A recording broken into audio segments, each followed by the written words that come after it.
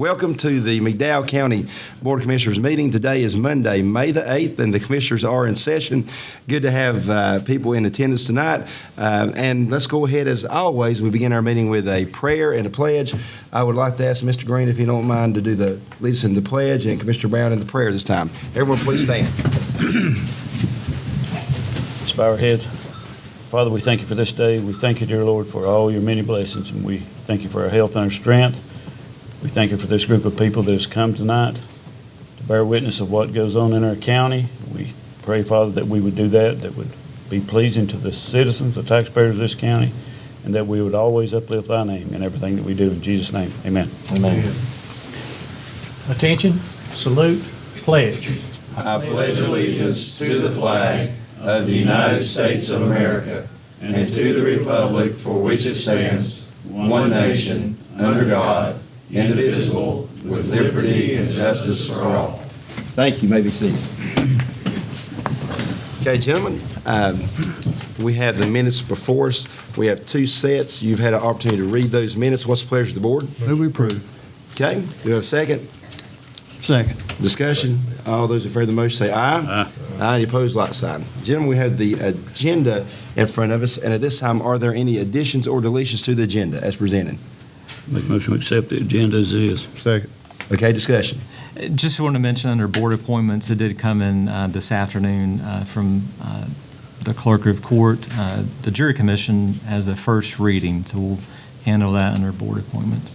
Okay, all right. All in favor of the agenda being approved with the addition to the agenda, say aye. Aye. Aye. Any opposed, like sign. Thank you, gentlemen. At this time, we'll go ahead and move to our first appointment item on our agenda tonight. We have Dr. Gossett with us and Ryan also with us. So, gentlemen, if you would come forward, and we're glad to have you here. And congratulations on McDowell Tech's award. Talk about that before you talk about the money yet. Well, thank you. I appreciate that. Community colleges have 6 or 8 performance standards that we're all measured against. One of those is progression in college-level courses. 82% of our students earn a passing grade, and as they move forward, that's the highest in North Carolina. We're very proud of that. One thing that we do, thank you, Steve. One thing that we do, well, thank you. One thing we work hard at, not just passing students to pass students, but we want to make sure that they're obviously learning. And quite often, community college students they tend to evaporate. They've got personal problems, and we try to reach out to them to find out what those problems are. Can we have an impact? Can we help them stay in school? And I think that's what has led us to that 82%. So thank you for mentioning that, and thank you for your applause. I know this is kind of an odd time to bring this up, but it's an odd circumstance at McDowell Tech. About a week ago, we had Ryan Garrison, my chief financial officer, came to me. Our maintenance officer had come to him. Our main chiller that controls 3 buildings, one that contains the early college, the daycare, as well as auto mechanics and our IT department bookstore, the 3 buildings. The chiller went from 50% to about 25% efficiency. This is something that's been on our budget request for a while. We knew it was coming, and the time has come. I think in our budget request, we asked for about $100,000, guessing that that's what it would take. As soon as that compressor went from 2 compressors to 1 compressor, as soon as that went out, we got on the phone, talked to Train. They've got a 100-ton unit on site in Asheville for $83,000 that's delivered and installed. So the request is, for lack of a better term, forward on our allowance. We know that there's the budget comes open in July. I'm afraid that if we don't get that chiller now, we've been blessed, thank you, Lord, for very calm, cool weather. I don't know how long that's going to last. And especially with the daycare at one end and the bookstore in a third building. None of those buildings have windows that can open, and many of our office spaces are in the interior. So it would be less than below average. I mean, it'd be pretty tough for the people who live and work in those buildings. Okay, gentlemen, comments or questions? So we've got a request for $83,241 with the extended warranty of $6,086, and that includes labor, installation, everything, correct? Labor and everything, yes, sir. Okay. Mr. Chair, I'll make a motion, we approve the request as presented. Second. Discussion? All those in favor of the motion say aye. Aye. Any opposed, like sign. Okay, If I can ask, does that include the warranty? that did. I do, Okay. yeah. Just making sure. Quote's $83,241 with the warranty of $6,086. Should get you guys squared away, right? Thank you so very much. Appreciate you. Y'all have a good evening. Y'all And I can gave- eat early. And I gave Steve Bush, I'll cede 10 of my minutes to Steve in his presentation. Chuck, I'm not ceding it to Chuck. Okay, thanks, guys. All right, at this time, we'll go ahead and, Chuck, we got you on 5:15. We're gonna make you wait, brother. We're gonna make you wait, Chuck. 5:15, there you go. You're the man, Chuck. Okay, there you go. We're gonna take care of some other business in between 5:15. We got a lot we covered in about 9 minutes right here. Let's go ahead and move to our item number E, under new business. This will be board appointments. Gentlemen, item E. I'll give you just a second to scroll down there. And again, you don't have the jury commission. That's a first reading. All right, so as our county manager has stated, we do have the jury commission, first reading. That will be advertised duly, and anyone who wishes to apply will have that opportunity. The McDowell Technical Community College Board of Trustees has a term expiring in June. This is Jim Washburn's seat. He was appointed in 2015 to fulfill the unexpired term of Chet Effler, and the term expires June 2017. This is the first reading, and the position will be advertised. Anyone who wishes to apply would bring their application to the county offices, and they'll be presented at our next board meeting. Okay? So that's all we have under board appointments, item number E. Let's look at item number D. Mr. Wooten, go right ahead, sir, and lead us out on item D. Under new business, you have tax matters. These are very routine releases of refunds, et cetera. Okay, gentlemen, comments or questions? You've had opportunity to look at these and call in with any questions you may have, anything specific tonight for staff. Motion approved, release of refund. Okay, do we have a second? Second. Discussion? All those in favor of the motion say aye. Aye. Any opposed, like sign. Let's just stay under new business. Item C, this is the flagpole at the Greenway. Mr. Wooten, go right ahead. Yes, sir. The Marion Rotary Club, the president has contacted us, and the club is requesting the opportunity to place a flagpole there at the trailhead around the parking area. And you see Mr. Williams' letter with the details. Again, it's county property, but the city maintains that access, so you would need to approve that. And he has the specifics on the height of the flagpole, appearance, et cetera. But Mr. Chairman, I make a motion, we approve that. Second. Discussion? I'll just make point that I met with them, and it's going to have a light on the flag at all times, and it's going to be very safe and something nice to have.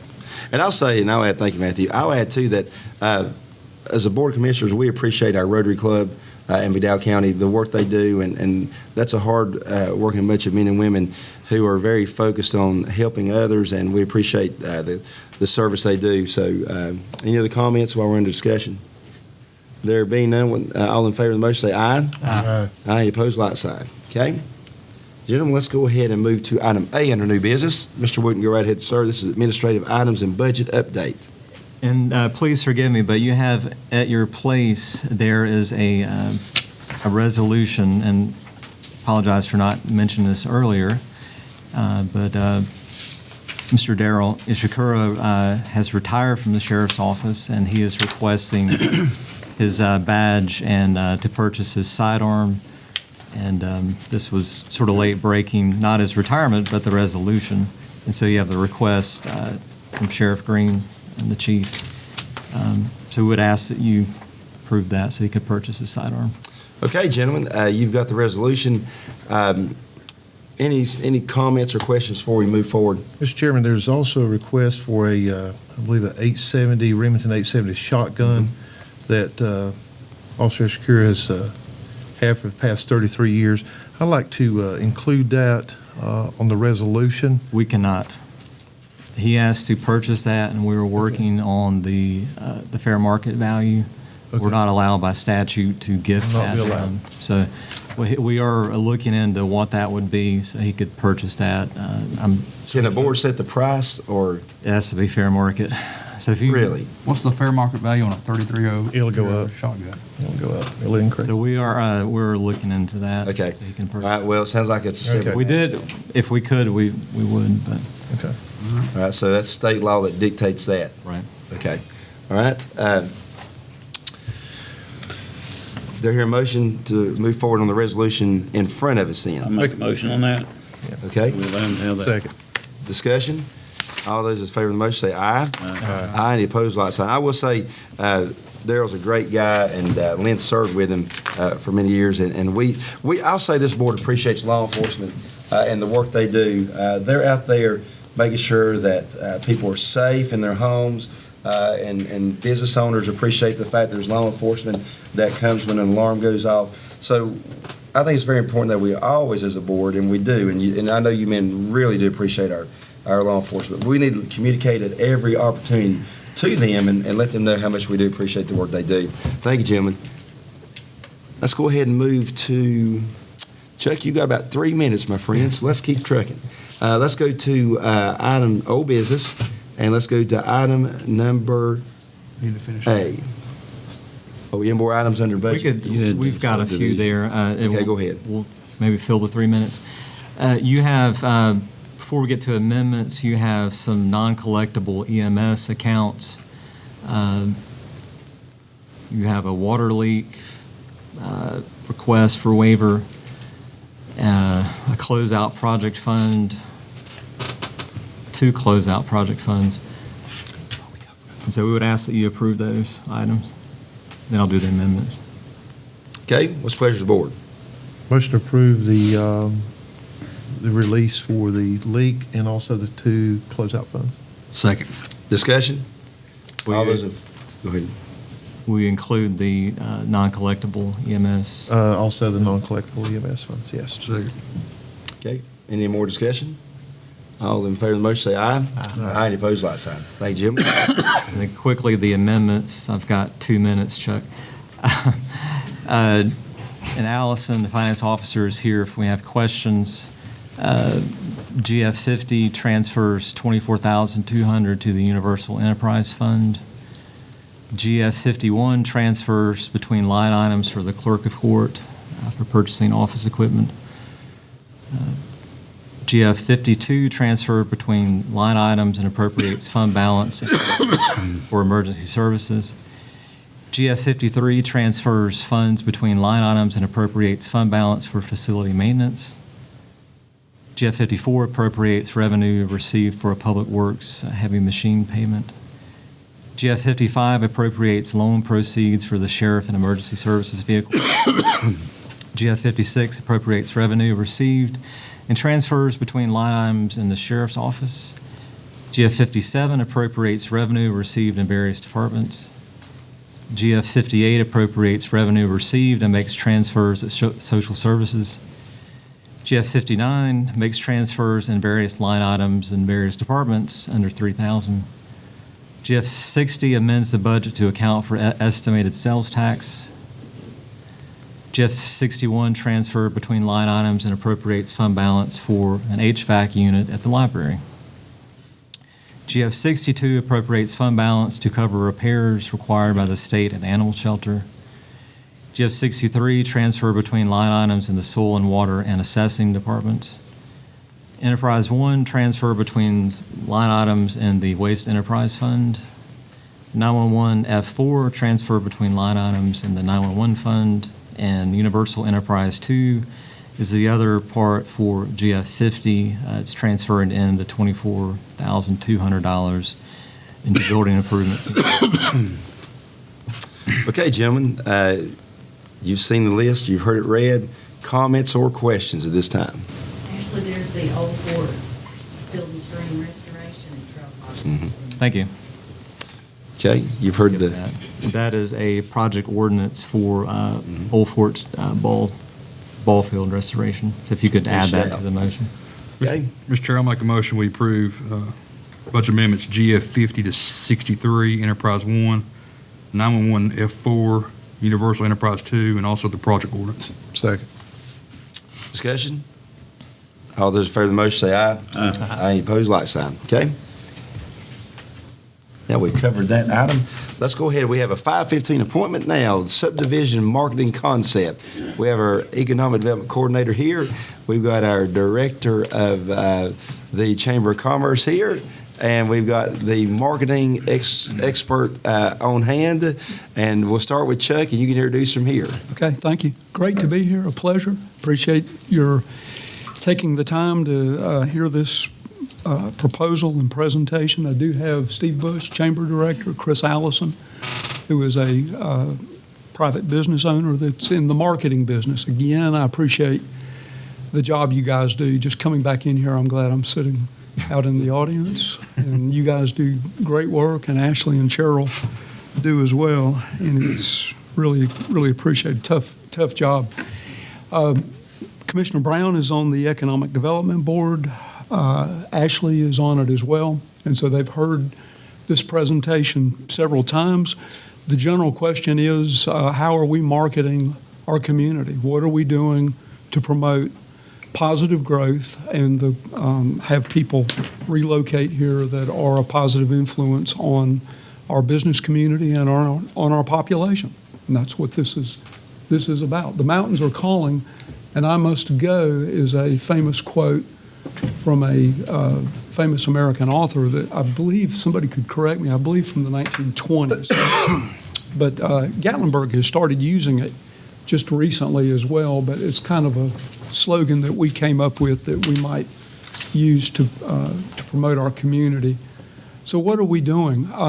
If you back up a little bit, Chris is going to give you a quick intro, or not an intro, but an update on the portal discussion, which is this project that we've had underway for several years that would have one easy-to-remember address with everything in McDowell County that is government-related, chamber-related, business-related, school-related, falling under that one address.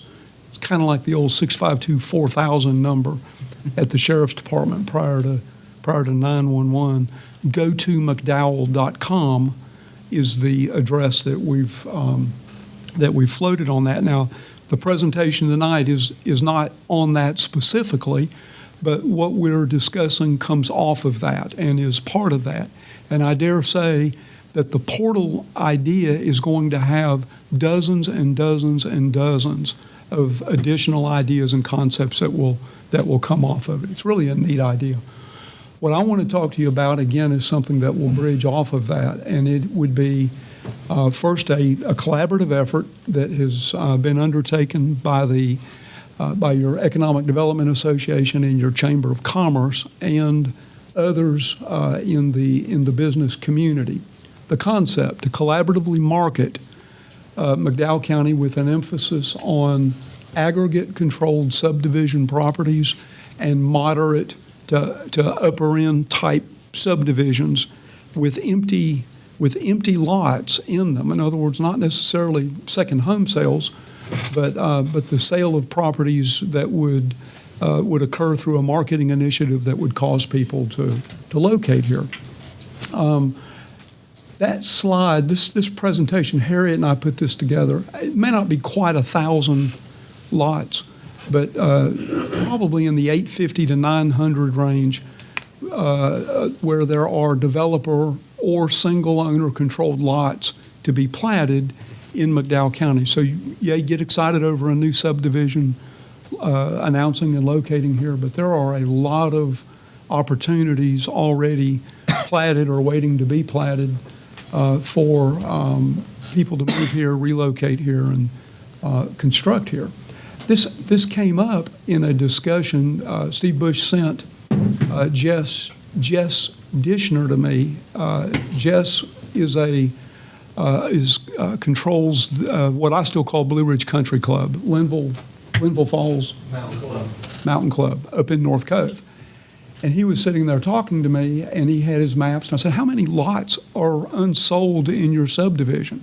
And I believe he said over 300, either waiting to be platted or platted and not sold. And I said, man, I wonder how many there are, if you just total the whole number up. And so that's kind of what got us on this.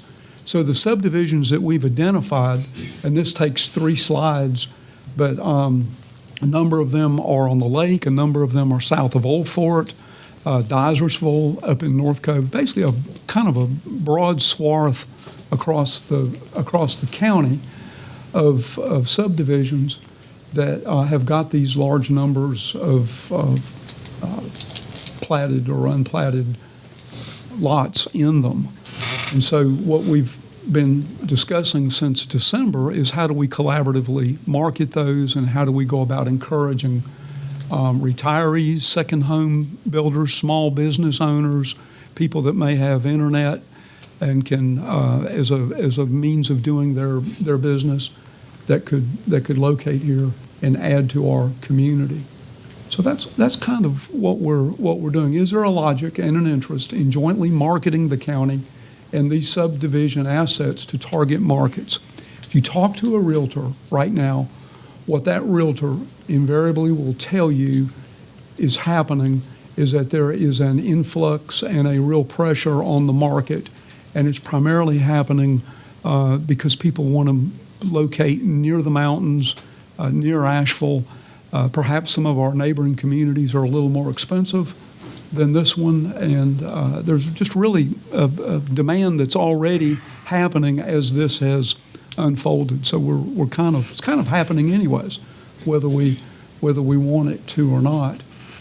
So if so, what are the target markets, the technology, and the approach that would create success? The target market may be closer than we think. It may be, we started off talking Ohio and Florida and Georgia, and it may be as simple as Charlotte and Asheville are the markets that we start off with. But again, coming off this portal, we're looking at a participation that these developers or single aggregate controlled individuals would be able to bring. So that's it. Let me quickly do the money.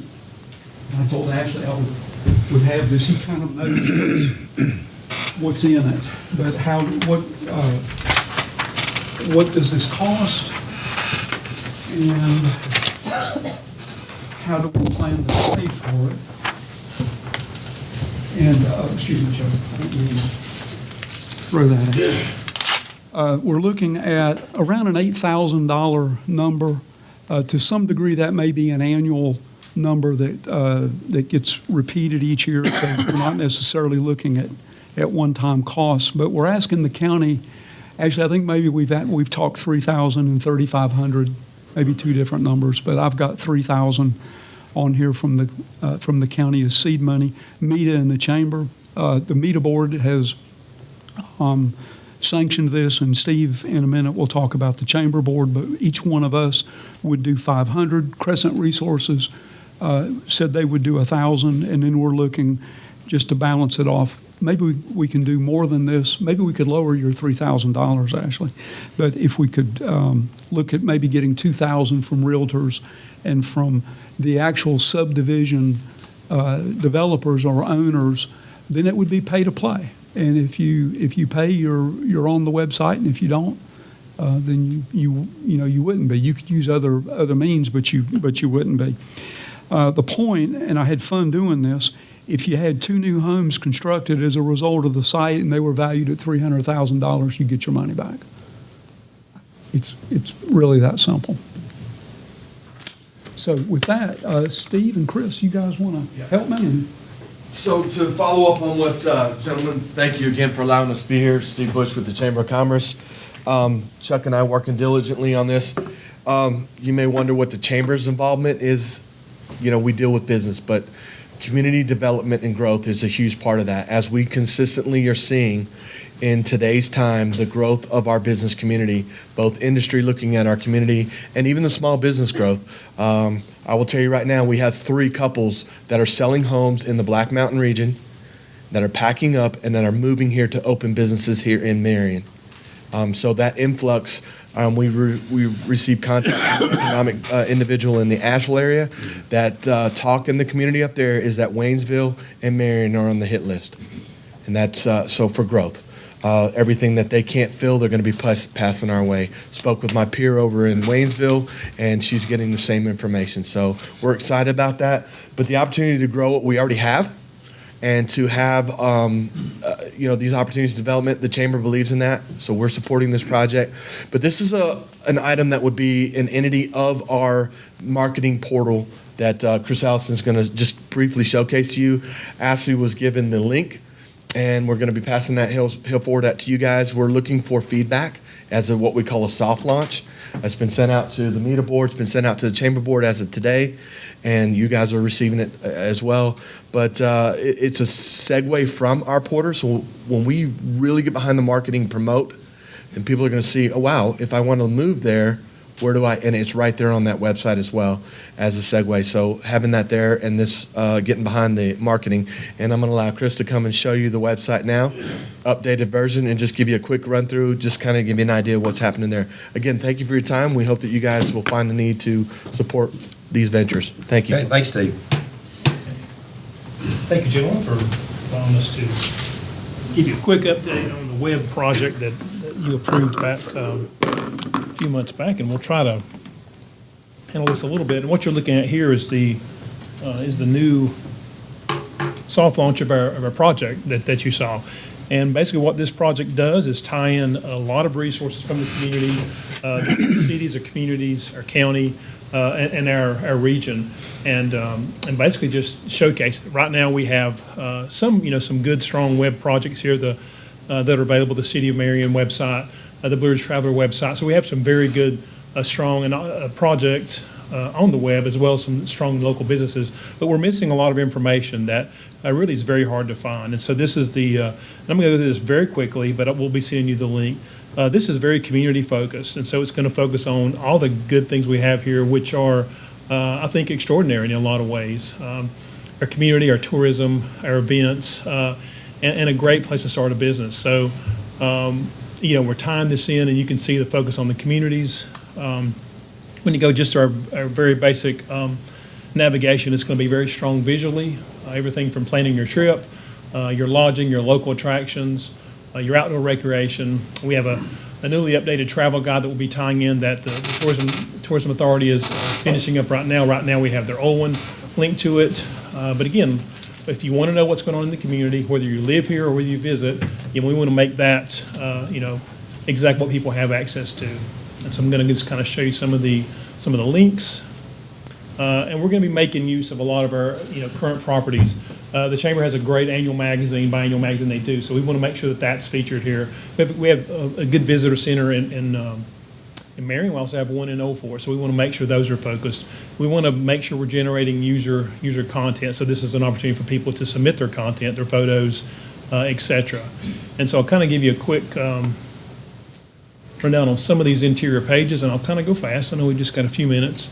But, what's available here? If you're visiting, we want that to be, very easily accessible.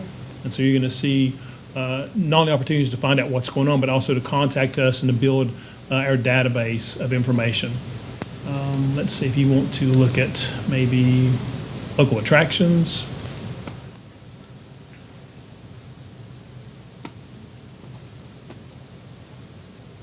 We're pulling together information using the Google API, which is available now, to showcase local attractions. So what this does is it pulls up basically whatever is out there right now. So if you want to know about Toms Creek Falls, you're going to be able to pull that up. If it's something that has a rating, then that's going to come up. Some of this information has been entered manually. Some of it's pulling straight from the web. But again, a very, very easy way to see what's available to do in the community. It doesn't go out of the county. So if you're in, unless it's right on the outskirts, if you're in Buncombe County, you're in Burke County, this is just us. So this is a focus on what we have to do. And right now you have to search for this. And if you do a Google search, you may get about 20 results, and that's going to kind of be limited at that point. This is really everything we want to have on here.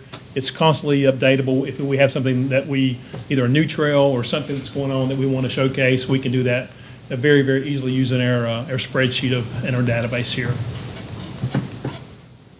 Just kind of show you a couple of the highlights.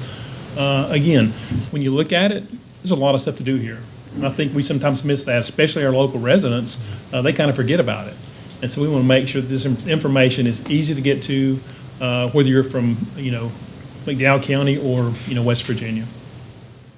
On the same token, if you're looking for restaurants, there's nowhere to eat, right? That's what people sometimes maybe hear that. There's actually quite a few places to eat locally.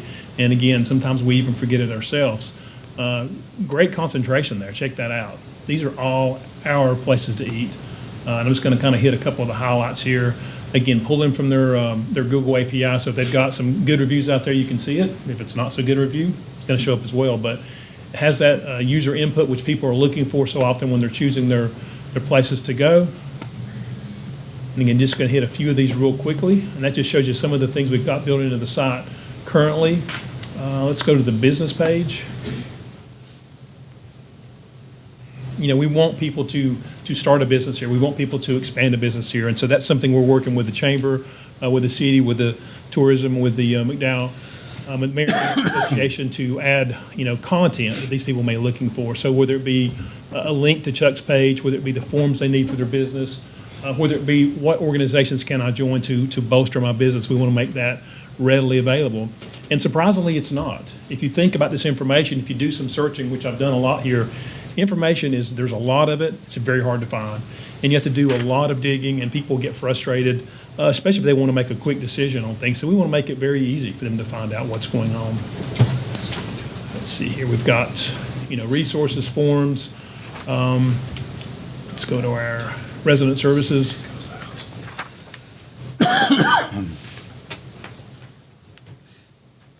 We were kind of joking this week. Some of the entities, especially state entities, it's very hard to find them now because they change names quite frequently.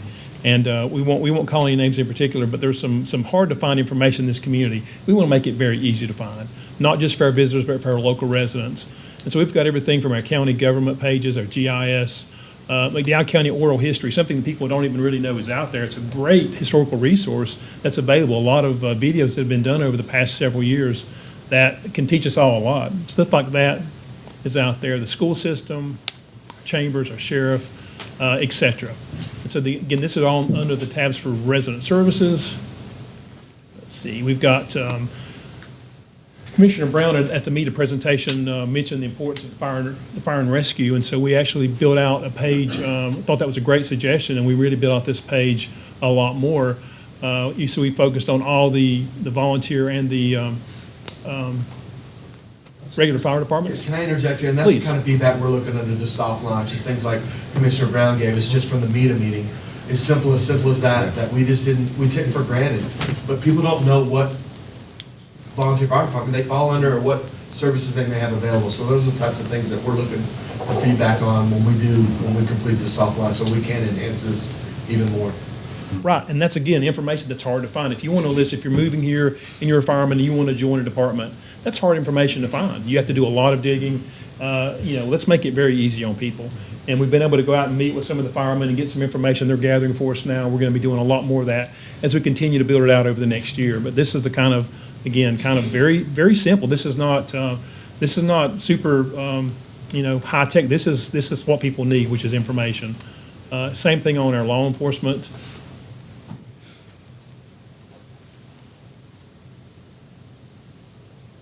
Highlighting here our City of Marion Police Department. We've got, all of our, law enforcement representatives here as well. And then real quickly, we'll talk about healthcare services.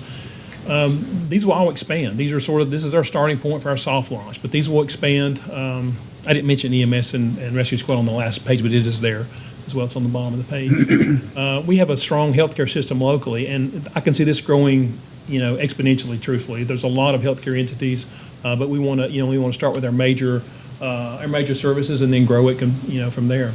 our community, if you want to know about, let's say, one of our small communities, you may not find anything other than a Wikipedia article that's about a paragraph long. As we build this site, we want to expand this information from just, some pictures and a gallery, but to real information about the heart of our communities. Little Switzerland being one of them.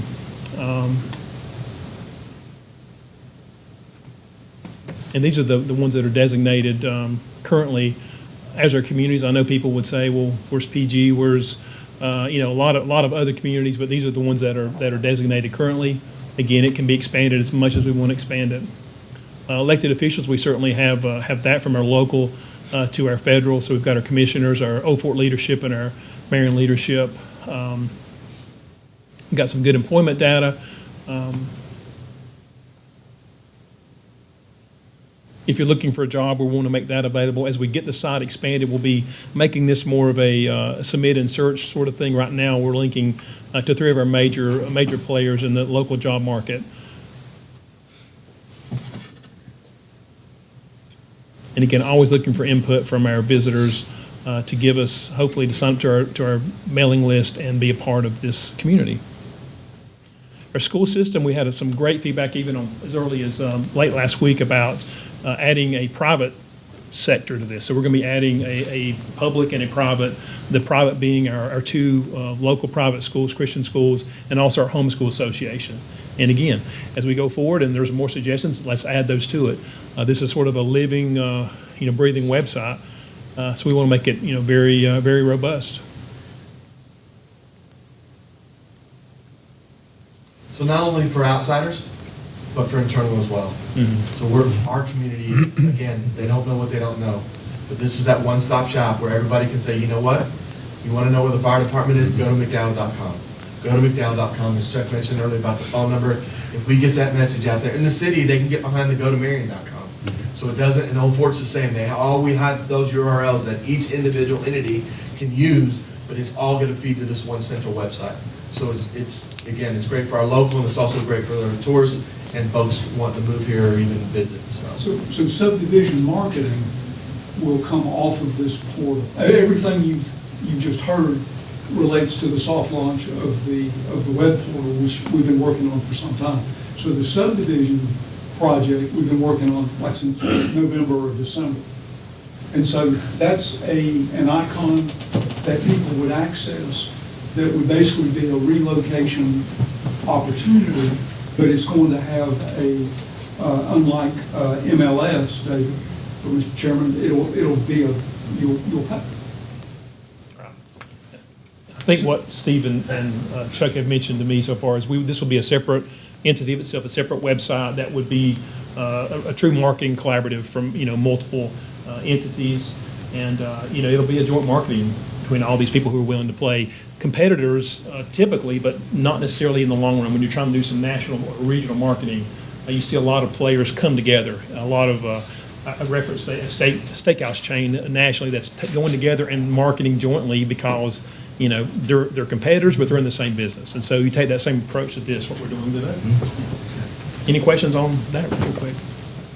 No, it's great. You're getting information out there. It's a one-stop shop, and there's so many opportunities in McDowell County that people just don't realize. And as you said, we take for granted even locally. So this is very, very good information, and we look forward to that having a real impact in our county and city and the town of Old Fort in a positive way. Chris, will the site be mobile optimized? It will be. Absolutely. We're also focusing on their SEO and our speed testing right now. We want to make sure we get hopefully an A and B on our speed test at least. So all that will be a big part of the push over the next few months. I'll make this comment. People learn to not come to me and say we needed jobs because I told them where jobs were.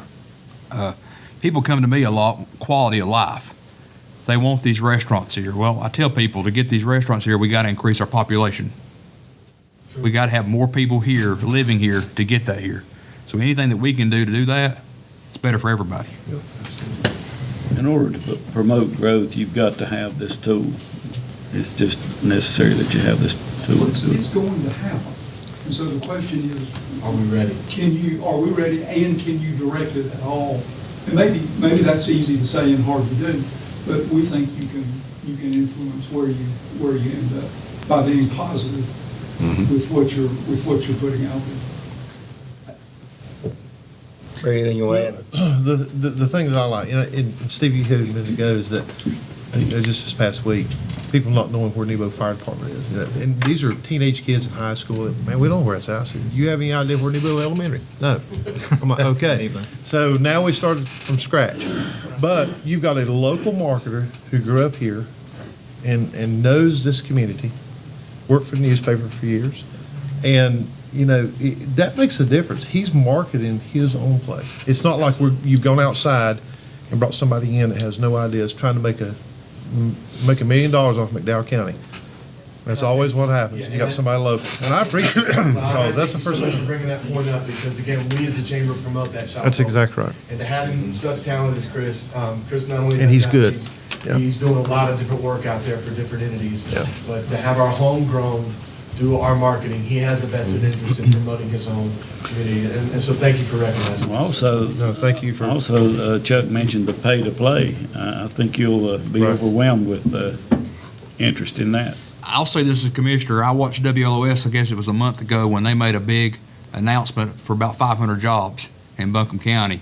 And there was a commissioner sitting there that says, the only thing that I'm worried about is what they're gonna pay them. They can't afford to live here. Guess what? Come here. Come live with us. Okay, Jim, anything else from the presenters? Well, is it okay, could you give direction to person? I'd like to see them move forward. I don't know what direction they need. I'm looking past you to the lady behind you. What do you need from us, Chuck? $3,000. And what about the contract question?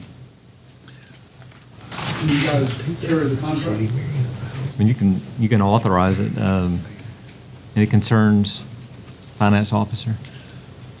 Okay, well, let's hear the specific. I heard another part to something right there. So we've got two parts at play. We've got the $3,000, which is the request from McDowell County and among other partners. And then what's the second part of that? Just executing the contract. Go ahead. Just executing the contract, and it's one question, really. What What will that entail? The maintenance of a $8,000 contract. That's right. I don't even know what that means. I see. Right? Good. Yeah, he does all the work, and the bills come here. And This is then- sort of like standard, we would be the pass-through organization, Yes, sir. basically. That's what you're saying, Yes, sir. So correct? when the money comes in as the contract, then we owe Chris, and we would call Ashley or the finance. Gotcha. And that money would be paid out. Which is standard to what we do with other Neither doesn't have the type of ability projects. to cut out checks like that in that type of. Gotcha. I see I no think, problem with I think when that. it takes off and the different developers and such see the, what can come out of it, I think you'll have enough response from them to pay for this. I really do. I think it'll pay for itself. Mr. Chairman, I'd move that we take the necessary steps to move forward with this initiative. Okay, Second. discussion?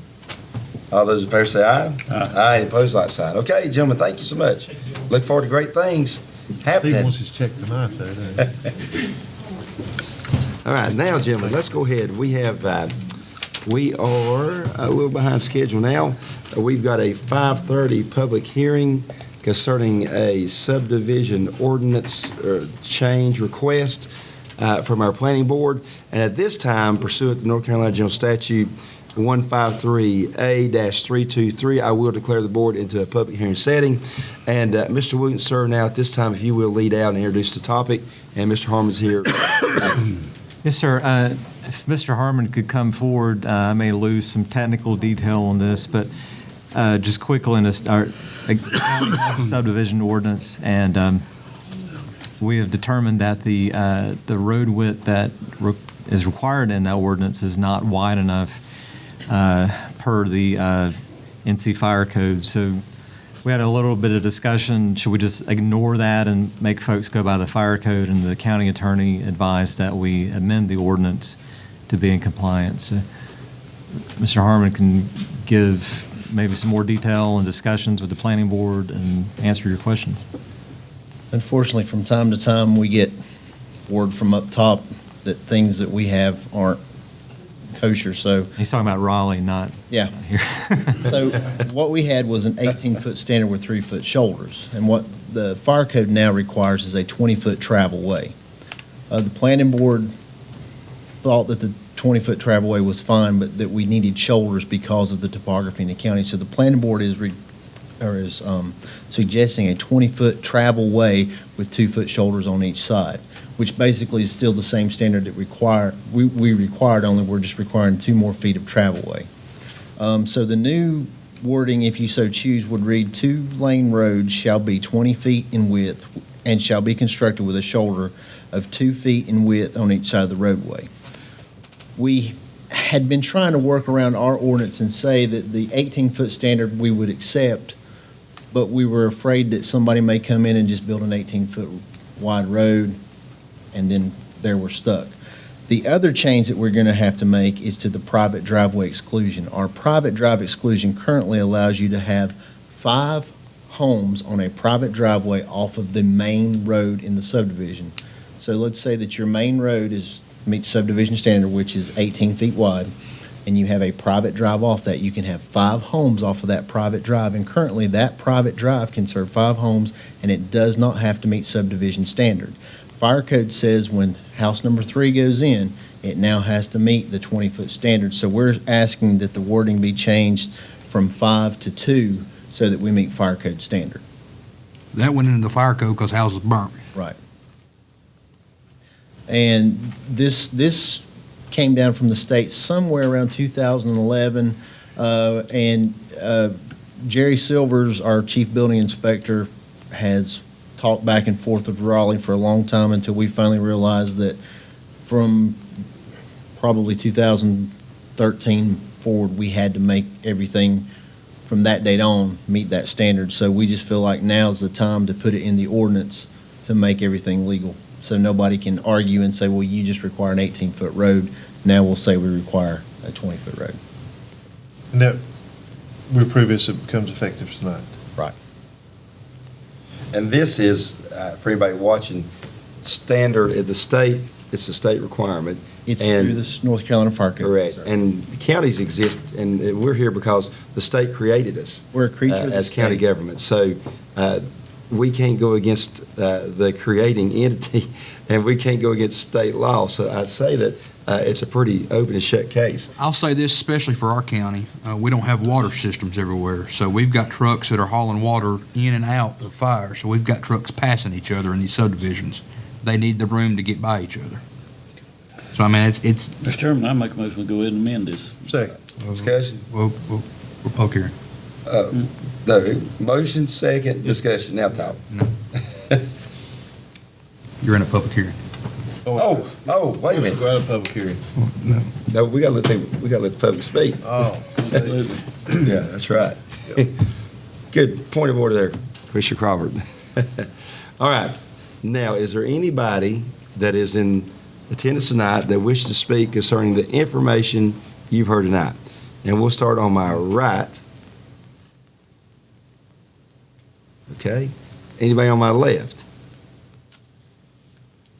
Okay, I'll take that Motion motion to go out then. of public hearing. Second.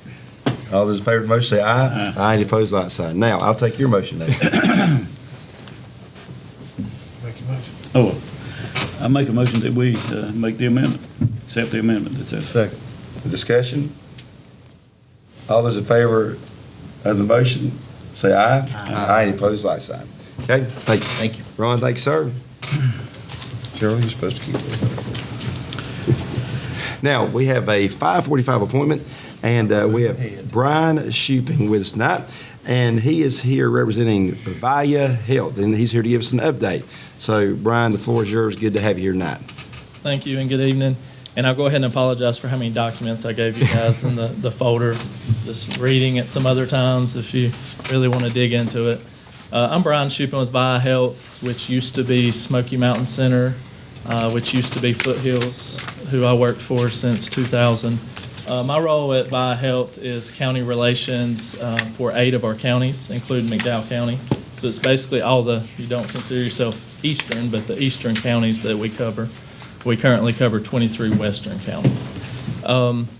So I just wanted to give an update. Mr. Wooten invited me to come update you guys on what's happening in your community, and also wanted to talk briefly about the opioid meeting in a box that you guys will be getting at some point, and just offer assistance around that. So as you might or might not know, Vaya Health has an office here in McDowell County. We have 20 to 30 employees that work and live in this county. We share a building with the health department on Spalding Road. And it's really become a hub for us with having 23 counties. McDowell is really in the middle from Allegheny to Cherokee. So we have a lot of meetings here. We have a lot of meetings at McDowell Tech and use the county a whole lot as a central meeting place. A couple things I just wanted to mention. It's on the right side of your folder is the Western North Carolina Substance Use Alliance project. That's a project that we are in partnership with Mission Health, MAHEC, Mountain Area Health Education Center, around just trying to tackle or trying to work on the opioid epidemic here in Western North Carolina. If you look at the statistics, it's staggering how many overdoses are occurring.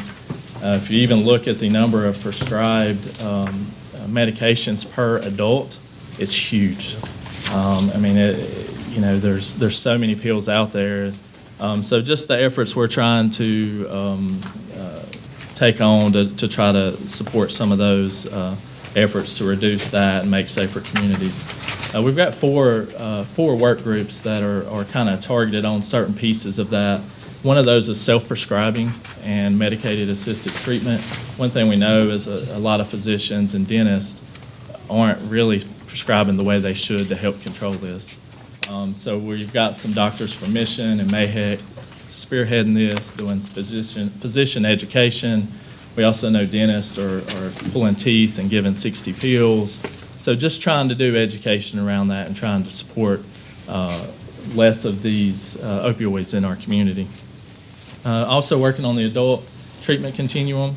There's not a lot of beds, so if you have someone with a substance use issue and they want to come for treatment, you might have to wait a while. There's not a lot of places you can go. There's even talks on the table in legislation that's passed about closing down ADAC here in the next 7 to 8 years. So there's not a lot of solutions. So really looking at what will work. In this community, we have SAIOP, which is a substance use outpatient program that will treat the individual, bring the family in, work with the whole unit to try to figure out how to support the individual. We also child prevention and treatment. What are we doing for children around education? Are we talking to them soon enough? Is middle school soon enough to talk about that? And then a huge issue, and really one of our biggest partners with Mission Health, that we're seeing in Western North Carolina, is women and paternal substance use treatment. So there's a lot of women coming in that are using substances that are either telling them when they come or afraid to tell them. They deliver a baby that is not doing well, and a lot of these small hospitals aren't equipped to take care of that baby. It really should have been transferred to the Mission and Buncombe early on. And so just trying to do education around that, offer treatment solutions for those individuals and educating those mothers. So that's one piece, and there's several documents there, and I've got my card in there if you've got questions or want to get involved more. Just wanted to mention that we are moving towards, and I don't know how closely you watched mental health reform since 2001. A lot of things have happened, but we're really moving towards integrated care and really treating the whole person. So instead of you having a behavioral health issue, we're looking at all the other maybe challenges in your life. And we see that a lot of the individuals we treat have some major medical issues, and life expectancy is about 20 years shorter than you or I. So just a huge challenge. It's really taxing on communities and healthcare systems, and just trying to figure out how to support those individuals better. One thing I wanted to just, another document we have in there is around the Stepping Up Initiative. It's a national initiative for the National County Commissioners Association. North Carolina is also pushing it as well.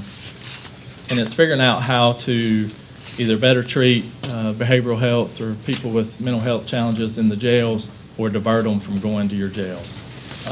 This is something that we'll be having regional, County Commissioners Association will be doing some regional trainings. And what you really want is from each county to have county manager on board, the commissioners, the DA, and then the sheriff, to just start a dialogue around how do we do a better job of making sure those folks don't end up in our jail, and we have some treatment solutions for them. And then another piece I just want to talk to you about is the Mind Care Kiosk Project. This is probably something you've not heard of before, but this past year we did a capital and community reinvestment plan to take some of our savings. So now that we are a managed care organization, any savings we have, then we can put into special projects for our 23 counties. We purchased 23 of these screening machines, these kiosks, and they're kind of like a small cubicle. They have little privacy walls around them, and we're looking at trying to figure out the placement in this community. What you can do when you sit down as a touch screen computer, and you can take a variety of, there's 11 different screenings you can take, from PTSD to bipolar schizophrenic to substance use. So it's similar to, or what we hope it becomes as mainstream as the blood pressure machine at Walmart. So we hope that, if you're just curious, do I need support for depression? Do I need, to talk to someone about this? Someone will be willing to sit down. It's an anonymous screening, go through, and it'll say, hey, you're good, or we would encourage you to reach out to someone. These machines also have a phone in them that they can call our crisis line directly. So if it prompts you and you're willing to pick up the phone and make an appointment, then that individual can make an appointment to see RHA or someone here in McDowell County. So when we vetted this project in the community, and you guys have a lot of stakeholder groups in this community, I think there's 14 or 15 that are kind of targeted around behavioral health issues, which is huge for a county of this size. It means people are really interested and excited about making changes. 2 locations came to mind for people that was kind of divided. So one was the public library, then the other was the health department. I talked to Mr. Wooten about it. I think he thought maybe the public library, but we really wanted to bring it here and see your thoughts around that. The machine is movable, so after 6 months, 12 months, we look at data and there's not a lot of foot traffic. We can say, hey, let's try it at the DSS building, or let's try it here in the lobby of the county offices. I mean, there's lots of different places. In Avery County, we're putting it in the Y. So there's lots of places that can be tried.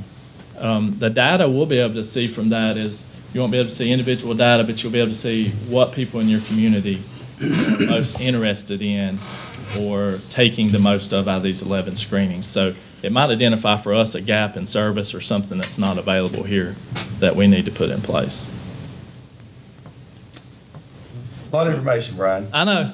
I'm sorry. That's why I gave you the reading material for later, but just wanted to process that with you and see if you had thoughts about where you think more individuals would be comfortable sitting down taking this screening. It has a privacy screen. People really can't tell what you're doing other than just sitting down at a computer.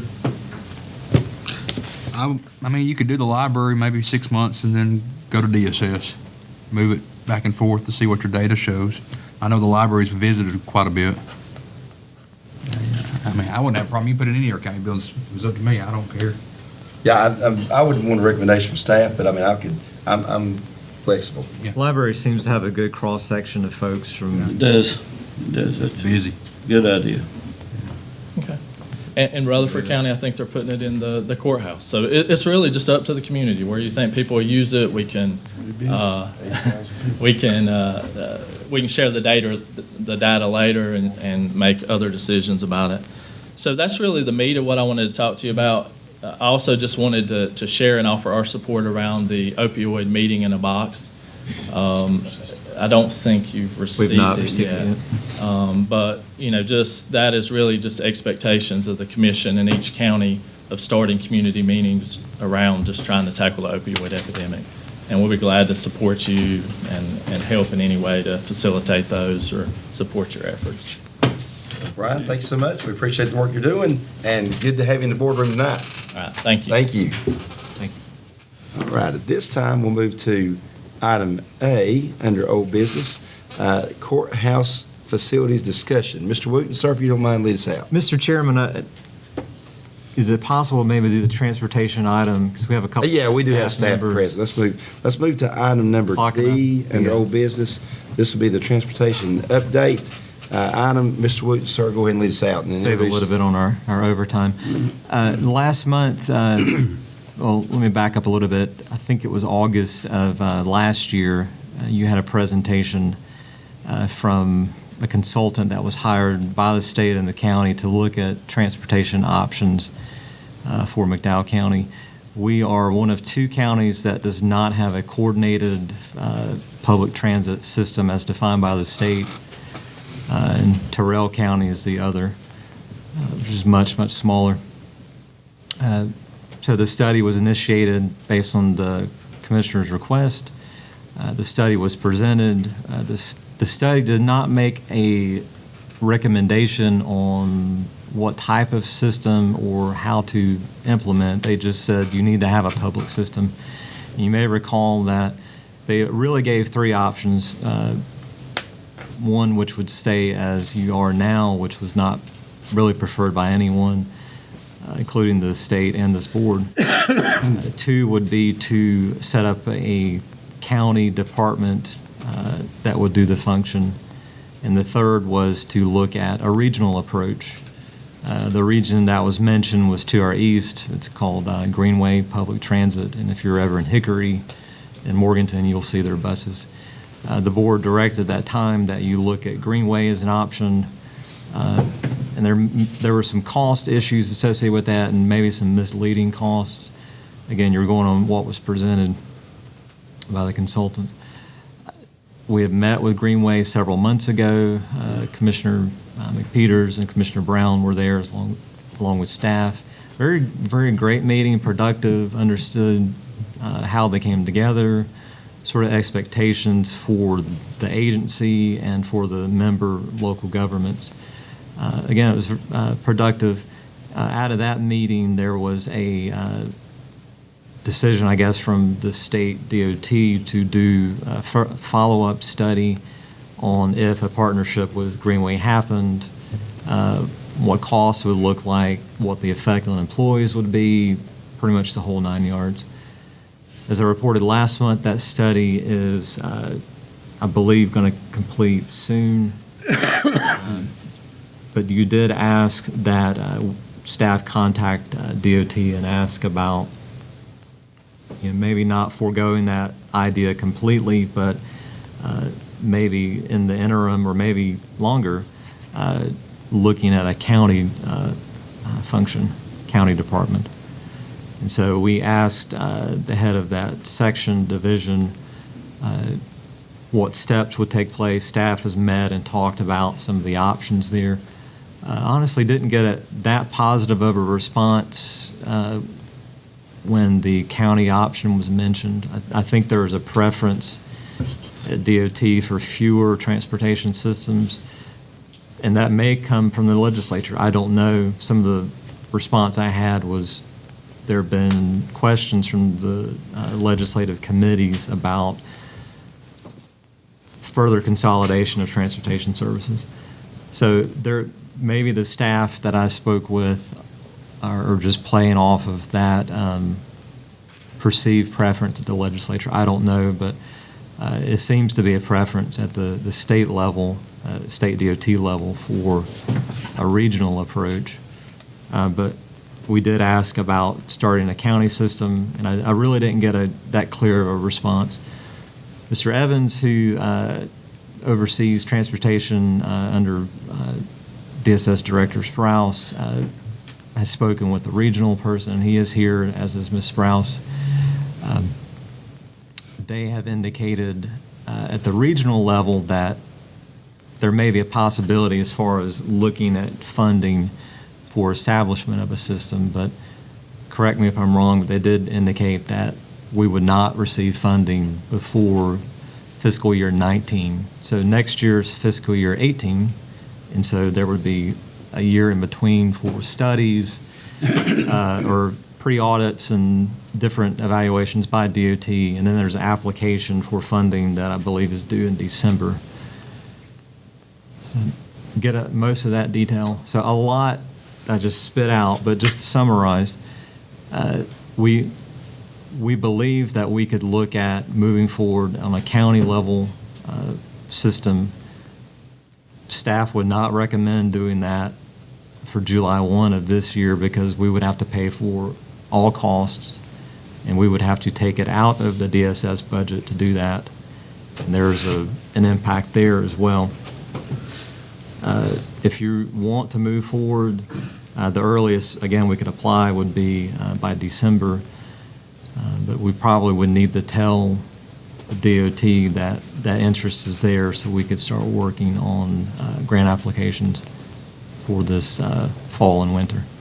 Okay. Now, Terry and Lisa, y'all did come up and we didn't hear anything.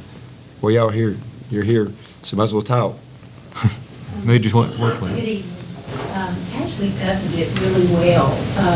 From a DSS standpoint, it's kind of hard to explain in that if transportation is removed from our overall DSS budget, when we get reimbursed for Medicaid transportation, what we do, it's reimbursed at a high rate. Some of it's reimbursed at 100%. And so that's spread out across our DSS budget. When you remove the transportation piece from the DSS budget, it'll cause county costs to rise. And so, when we sat down with Ashley, it's kind of a all or nothing because they have to be separated out in order to be a standalone entity to apply for these funds. And so it's really all or nothing, fish or cut bait, so to speak, in that they either are separate or they're not separate. Because right now, we bill on a billing, what's called a 1571, and they're not separate. All the funding and reimbursement is commingled with all the rest of the state and federal funds. So there's really no way they could be considered a separate entity unless they are a standalone agency or a standalone department under the county. Do you have any clue what kind of money you'd be losing? Be about $300,000 because it would cause our county costs to rise $300,000. Because you make your money on Medicaid transports, right? Well, I wouldn't say we're making money because that money is spread out across the budget.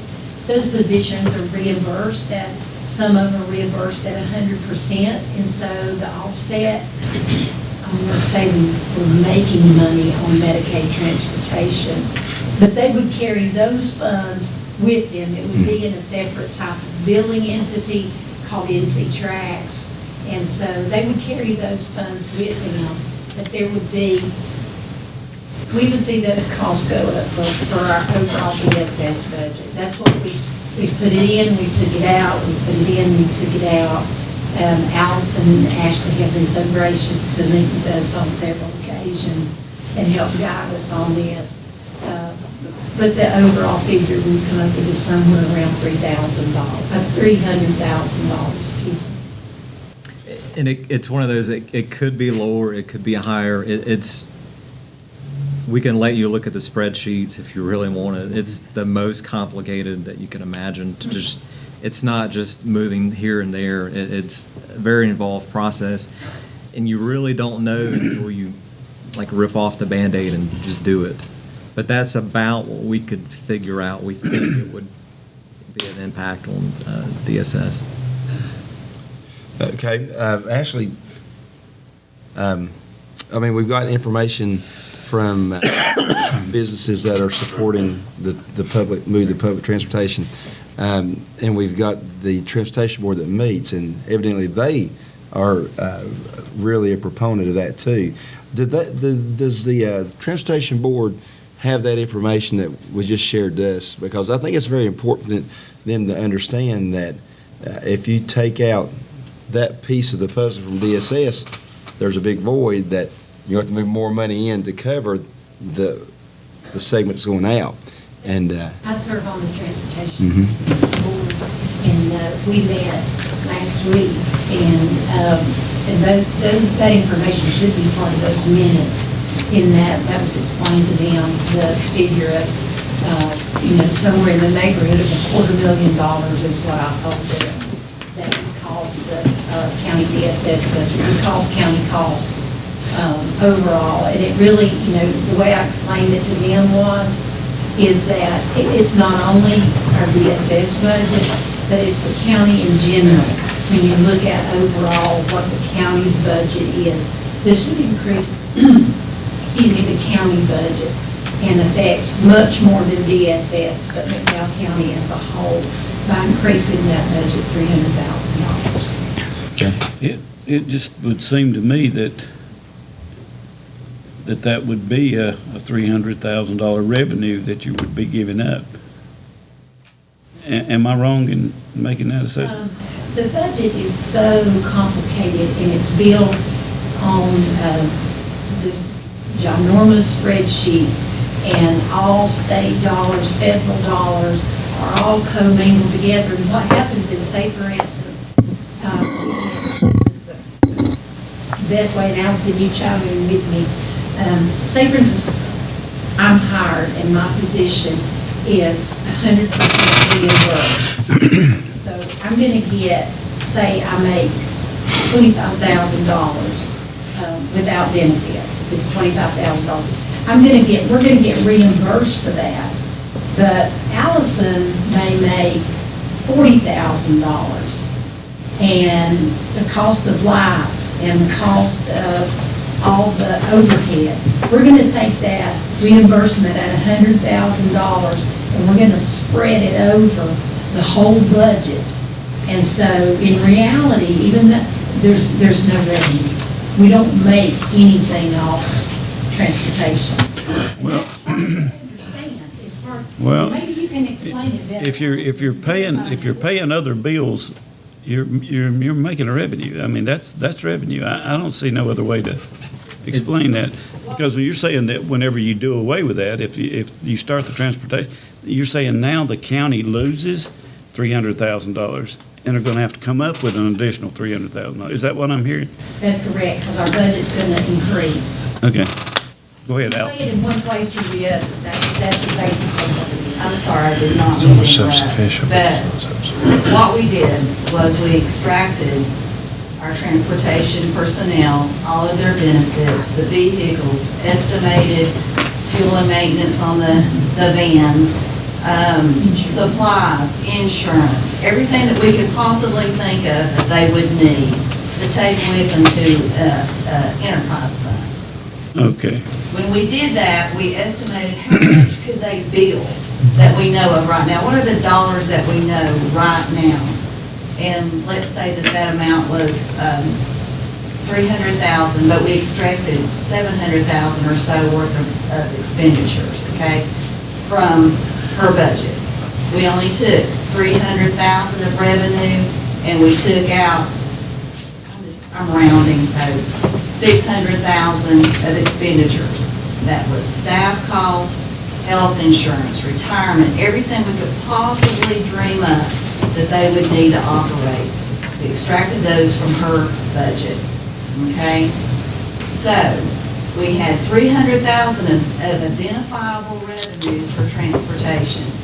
We had $600,000 of expenditures for transportation. There are grants out there that we do not know if we will ever qualify for and if we will ever receive. Terry seems to think that we will at some point, but we have to be willing to be out there on our own when that happens, okay? So, $1 million.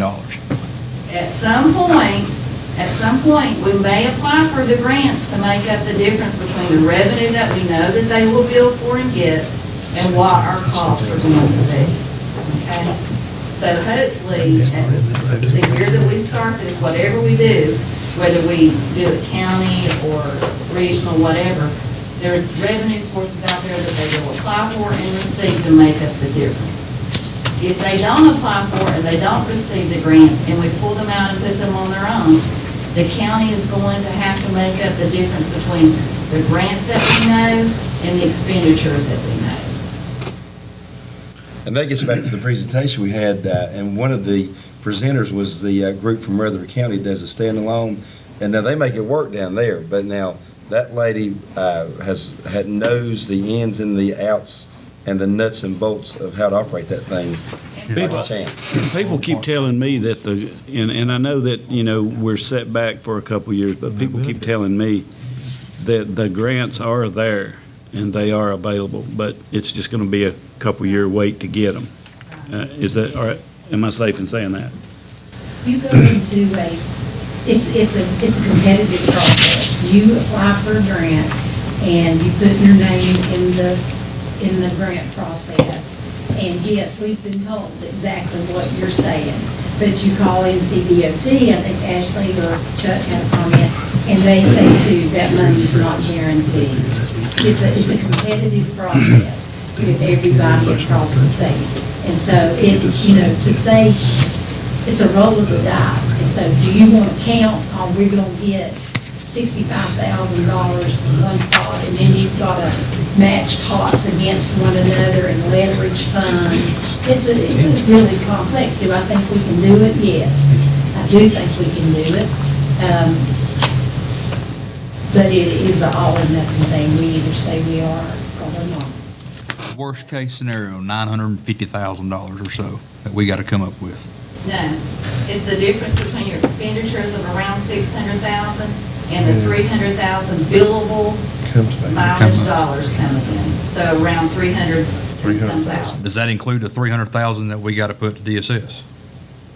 Well, the 300, no. DSS will balance out. You've extracted her, so now you're going to transportation.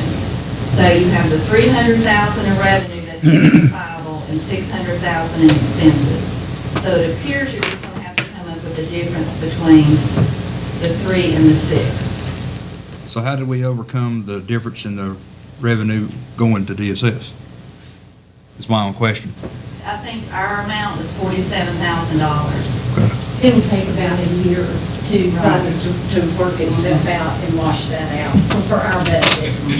But where the 300,000 is coming from is going to be in transportation. Once they pull out of DSS, they lose that state and federal funding.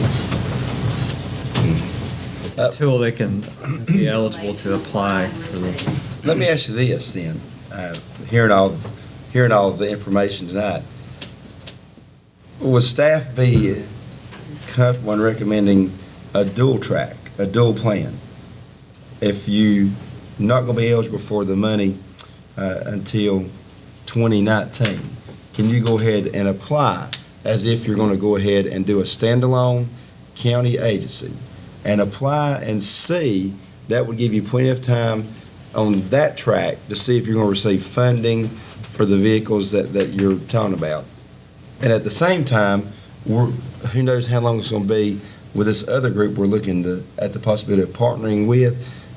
We don't know. They're really indicating they're going to take their time with us, and they've got a good group down there already.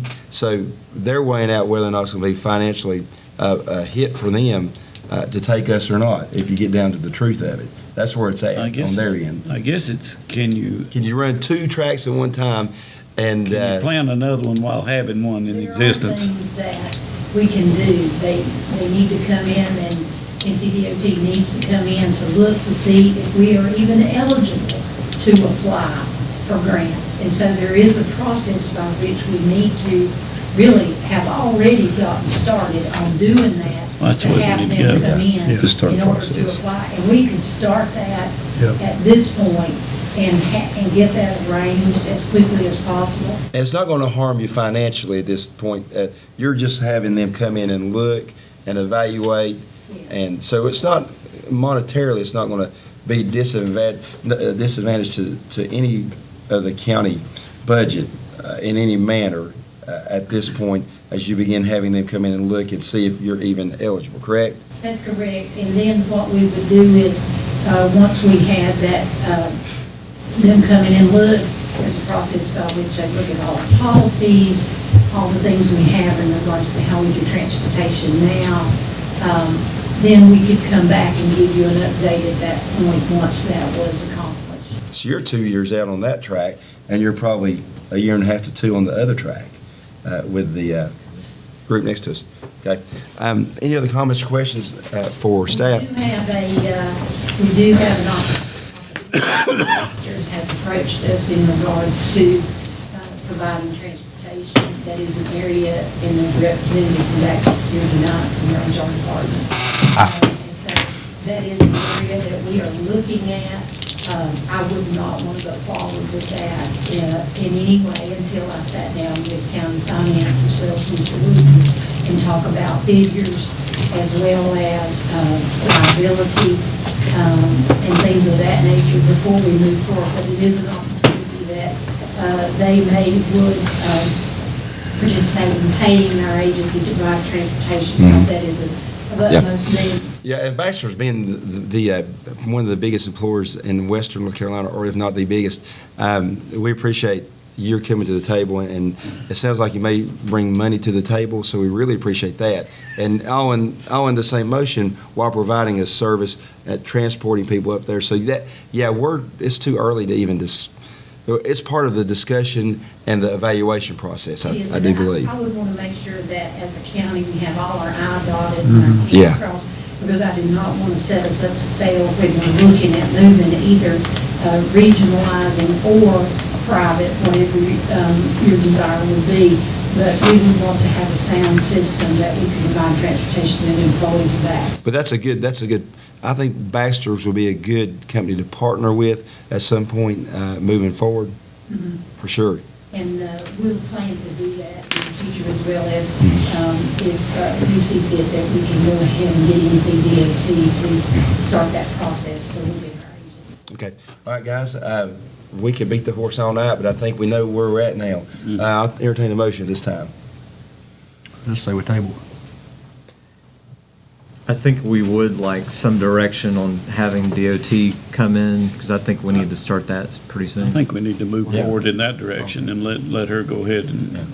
I'm entertaining a motion We're this not time, making any guys. other I commitment. make a motion, we go ahead with that idea of getting DOT involved in it and seeing where we can go with it with them. I'll second that. Okay. Any discussion? So it sounds like Commissioner Brown is authorizing you guys to move forward if the board votes to do so and begin the study on the dual plan moving forward. Okay? Yes, ma'am. All in favor of the motion, say aye. Aye. Any opposed, like sign. Okay. Thank you. Thanks for being here, y'all. Now, this time let's move to item E under old business. This is a shooting range update. Mr. Wood, go right ahead, sir. Yes, sir. Last month, we had an update on the shooting range, and the board authorized offering up the what's known as the Ashworth Road property for usage for the public shooting range. And so since that time, we have been in, seems like, constant communication with NC Wildlife and our elected representatives, obviously making that communication known that the offer's been made. We've communicated by sending letters to all the wildlife resource commissioners. I think we're trying to set up a meeting with the local commissioner for our area when the time is right. We've had a lot of communication with Representative Dobson's staff and Senator Heiss's staff, and I believe I know they have been speaking with wildlife as well. And so there are some concerns from wildlife in regards to accessing the property. So we are working, looking at some of their concerns, and we'll hopefully have those addressed. I won't say in no time, but we'll take some time to look at their concerns. We'll try to get maybe those in writing so we know exactly what, but we have a rough idea. And so that's where we are. Again, we're hoping to do a site visit soon. We're talking with NCDOT about access and leave out anything. Maybe Ron could let us know what Senator Hines said about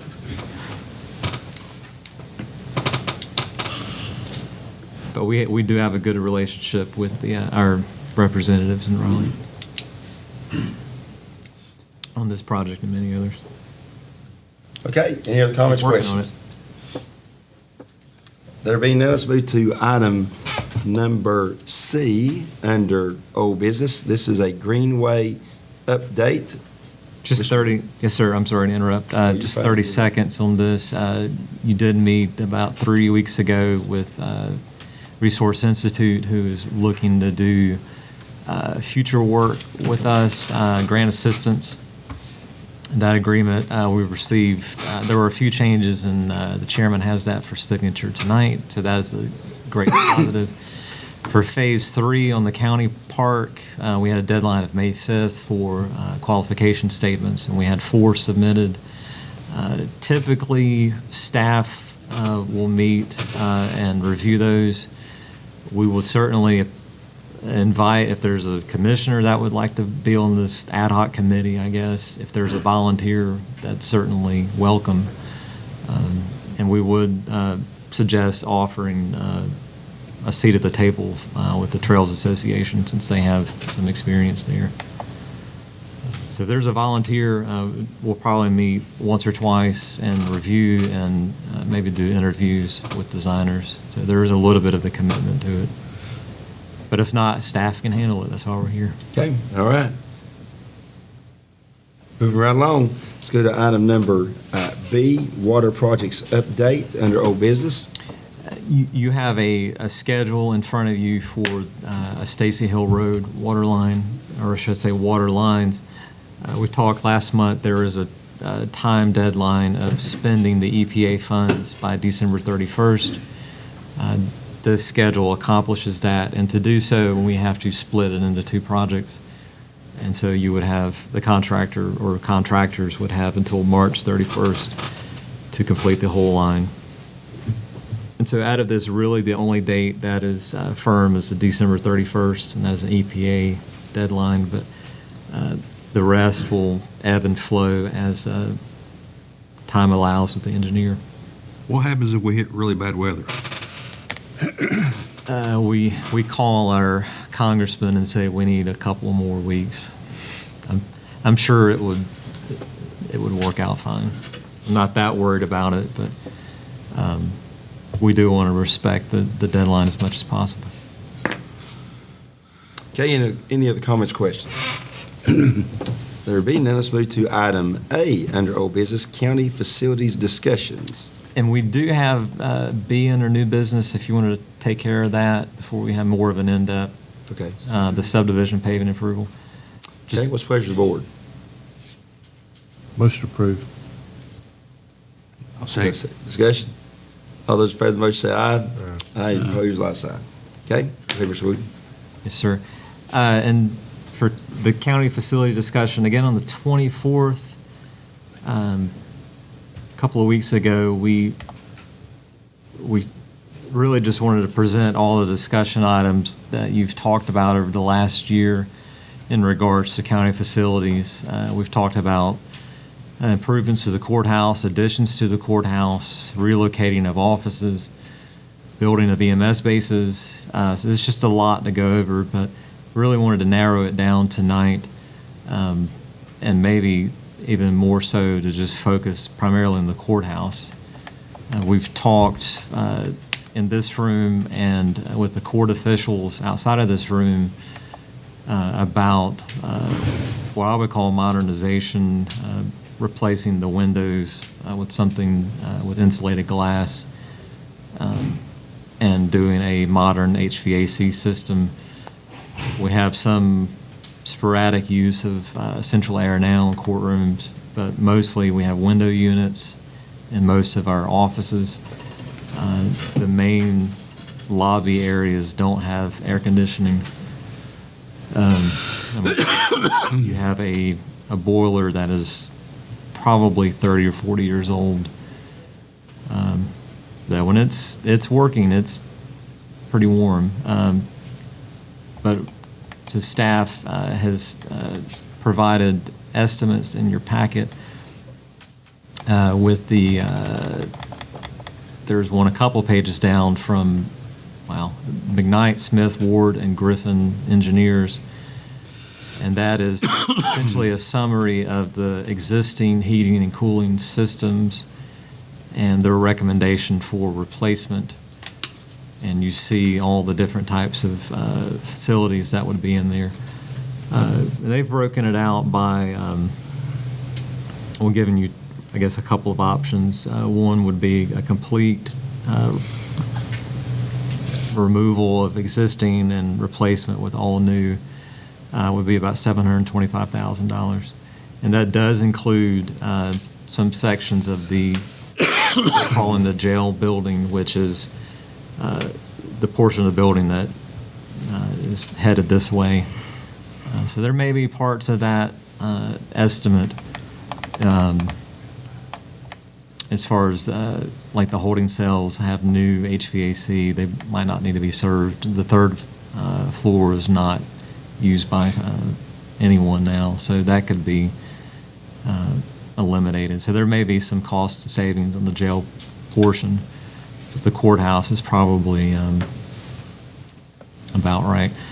You also have an estimate on window replacement from our architect. Again, it's an estimate based on fairly recent work. And that's between $300,000 and $350,000. And again, this is every single window opening that's up there. There may be some that we could say, well, we could do that later or not at all, but that's every single opening, okay? And that does include the large windows in the main courtroom, replacing those with appropriate replacements.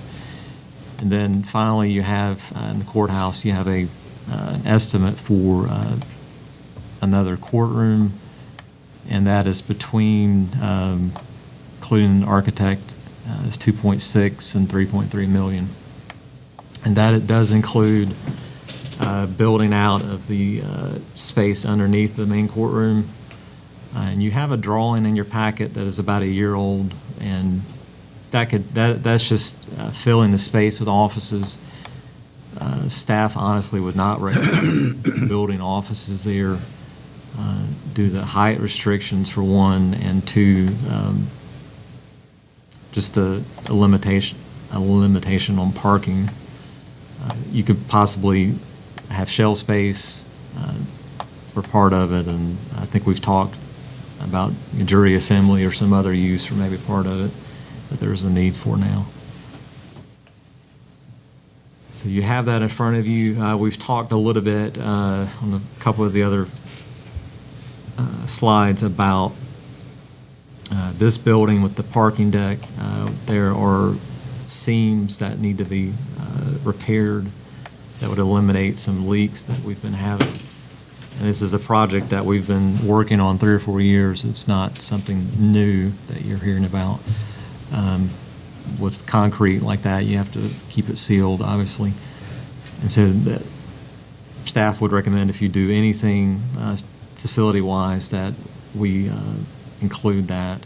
And there are, aesthetic things that you would want to do for the courthouse and possibly this building, power washing and appropriate painting and that sort of thing. So staff needs direction.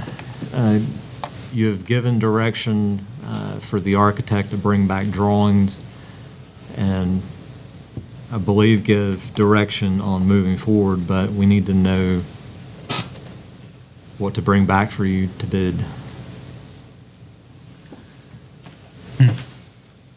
Well, Get a scope. that's about as big as open question you give us.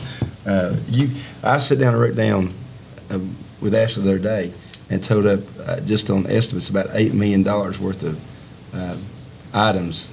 If you start with a new building for the EMS director and one another in the town, and renovations at the courthouse and the windows, and we had looked at the water and sewer extension down in Nebo, about $1.3 million. It came up to $8 million real quick. So moving the DA, moving the register of deeds out, it's like a domino. When you start touching any part of the domino, where are you going to go next? So I can see why you need the direction the architect, I guess I would start with the architect. The plans we have here in our packet for the courthouse, being the courtroom, that plan, it sounds like what you're saying, wouldn't change on the upper deck for the actual court room facility, right? That was based on discussions with the court staff, and this seemed to be, would meet a lot of the needs they're expressing. You do have public restrooms on the main level, which right now folks have to go to the lower level. And there's a couple other spaces that would be utilized. And again, you're talking a courtroom that is close in an approximation to the current Superior Courtroom, the second floor. And this would have a jury box. So theoretically, you could have 2 jury trials going on at the same time, which we don't have that capability now. I don't know that we might need to say this for just a workshop, because if we're looking at our budget, I think it's imperative we might look at the budget, because we're going to have to pay for these items and get a better understanding of our budget. I mean, I know we voted to build the 3rd courtroom upstairs, but still, though, you have to pay for whatever you do. And that's just my I think take on it. going along with what the earlier presentation, we're wanting to see the county grow, so the EMS basis to me is a top priority. Getting that medical response out, so we need to see kind of the cost of that too. And I want to do something in the courthouse, but I'm like David, we're putting it all together, it's a lot of money. Gentlemen, I've voiced my opinion on this before, and I'll do it again tonight. I know we have to maintain what we have, and we need to do a good job of doing that. But I am not in favor of adding on to the existing courthouse. I'm in no way in favor of doing that. But I do understand that there's things we have to do, and I understand that there's county offices that need our attention. We need to look at that. I think we need to take a good, hard look at it, but I think we need to be looking, that courthouse, I believe, was built in 1921. We need to look 40, 50 years down the road hard before we make a final decision. And I'll say this too, this building down here needs work too. If we're gonna be here, I agree 100%, we get this stuff off the walls and we paint it. We gotta make our facilities look good too. Well, I'll say this, if we can't afford to commit tonight on $3 million to fix that one, we sure can't commit to spend $20 million to build a new one.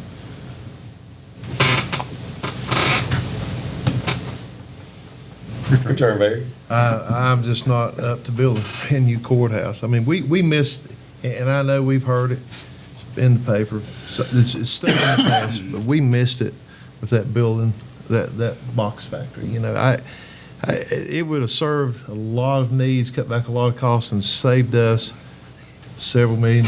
But that's gone, the way it appears.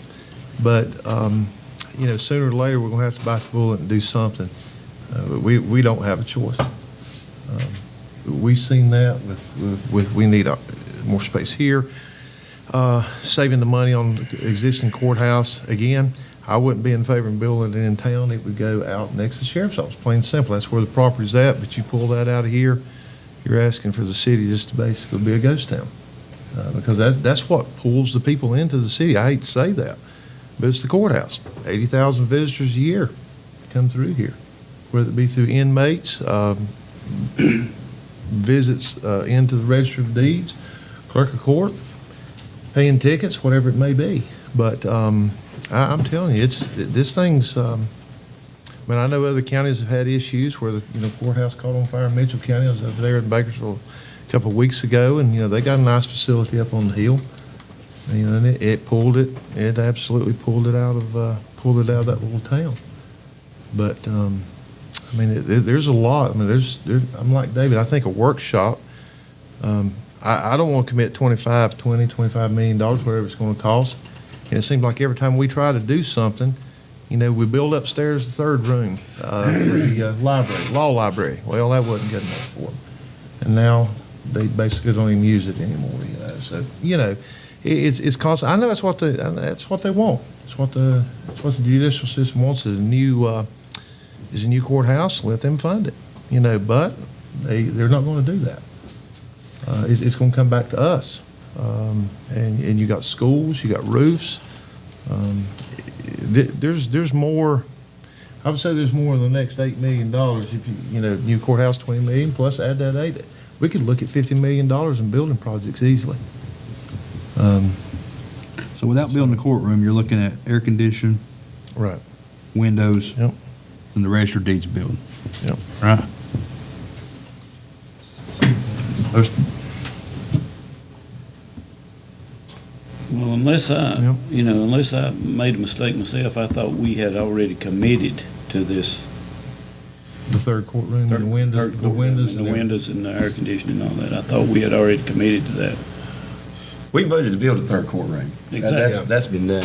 The windows and the heat and air, we've not, correct me if I'm wrong, we've not taken action on that. I don't think so. I think the intention has been stated, and the motion was to move forward with the architect on this project. Well, you've got one point, I was looking at it again. If you don't do on the parking deck level, the lower parking deck level, he's going to do some modifications per his plans for that, correct? Pillars? Is that what Right, it said? it would be rendered unusable for parking, and for insulation purposes, you would essentially have to enclose that. Otherwise, you'd have some issues on the upper level. So technically, you wouldn't have to build anything on, just case it in and insulate it on that second, right? So that would save you some money then. Are we still looking at the fourth courtroom that they've thrown out? Where is that? Is that? I think Commissioner Greenway has some information that he would share on scheduling that would help in that conversation. The last court schedule that I saw, and unless that I'm mistaken in reading it, between now and August, there's only one day maybe where 3 courtrooms were needed. Okay. Yeah. And now that wouldn't, and correct me if I'm wrong, now that's correct for their schedule, and that doesn't include the clerk of court who has desktop in her office, correct? Because she wouldn't schedule a courtroom for like a adoption ceremony, or she would just take what's available, not being used, right? There are a lot of days that, I mean, if they can get out by 11:30, 12 o'clock, they're done. You know, so, I mean, you've got the afternoon that your courtroom is sitting empty, where you could have hearings if you needed to. I know that, I just think we need to do a little bit better job of scheduling, maybe. That comes back to your DA, right? No, the Superior Or the Court, Superior Court judge. Chief Superior Court Judge, which is Randy Poole, does the scheduling, correct? He does all.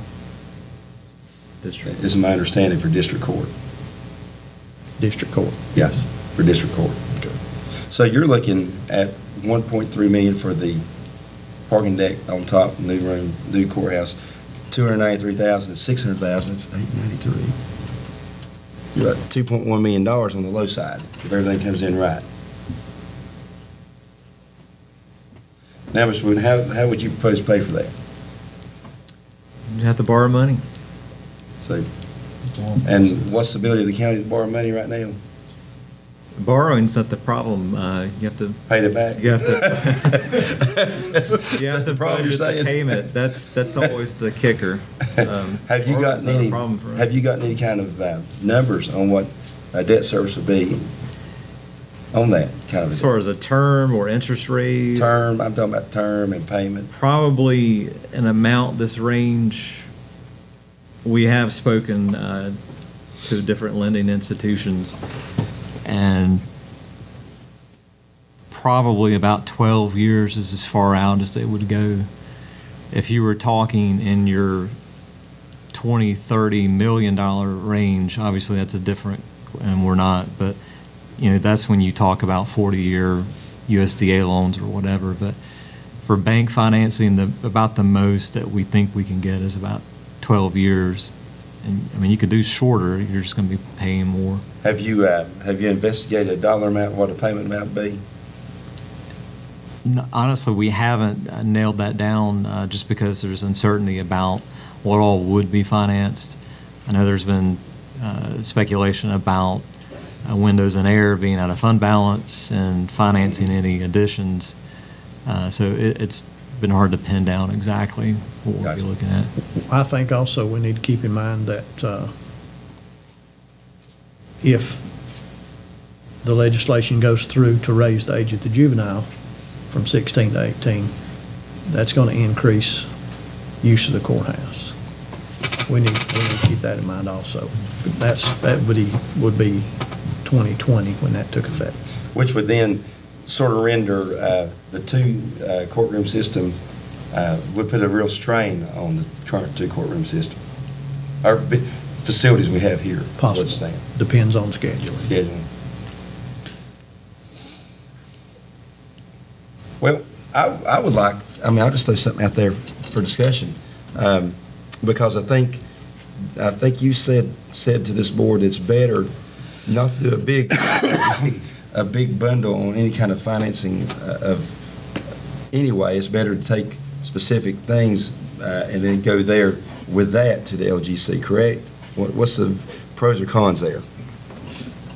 They would go either way. Some things to keep in mind, the Old Ford Elementary project will be in the next year.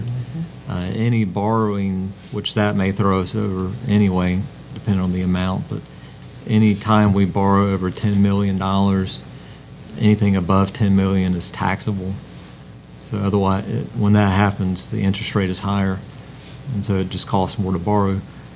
So just something to keep in mind. We're probably going to get over that anyway. But the issue, there are some issues about bundling when you go to LGC. Sometimes if you do a lot, sometimes it's confusing to explain. You've got folks from all different areas of the state, and you're trying to explain exactly what's going on.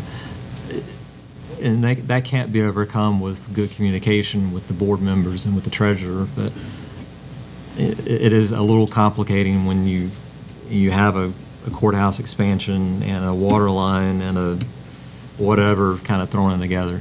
But that doesn't say it can't be done. I'm sure they have all kinds of things there. Well, with that being said, then I'm hearing you. Just with what we got at hand that we've already took action on as a board, based upon the numbers coming back, personally for myself, and every commissioner has an opinion, and that's great. And every commissioner should feel very comfortable in stating their opinion. And anytime there's an opinion, you're entitled to it, okay?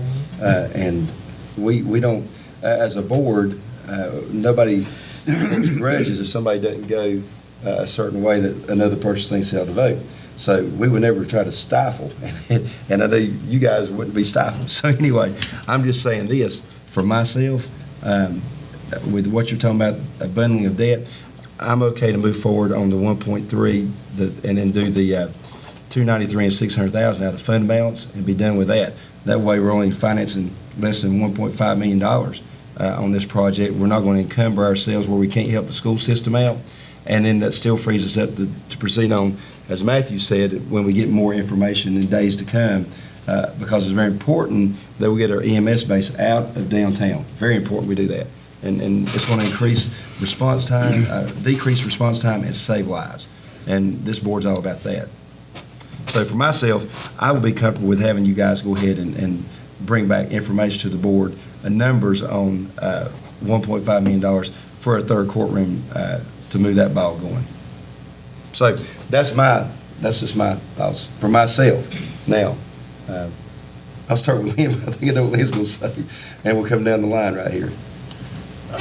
The board has already voted to do it before I came on. I'm just simply stating my opinion, but whatever the majority does, I'll help you do it. Okay. It's the best I can do. Well, right now, we have our fund balances right around $9 million that's available. Is that correct, Ashley? I think that I would agree with David. I would say pull the $3 million to go ahead and take care of the courtroom out of that, and then. Well, when I was on the 293 and the $600,000, the windows and the heat and air out of fund balance and finance the 1.3 for the courtroom. Oh, that 3 was for the windows and the, I think that may have been a total. I had written down 319, 3,319,000. And you might have got the high numbers because they gave a range of low and high, so I bet that's what that is. Well, I got this off of here, was the courthouse, I thought. And That was looking the at courtroom. That wasn't the courtroom, that was the windows and doors and Air was three. air. 3,319,000 is. That's taking off that floor underneath. Yeah. I mean, you have some costs there where they got to fence, box it in and insulate, but I'm not saying move forward that area.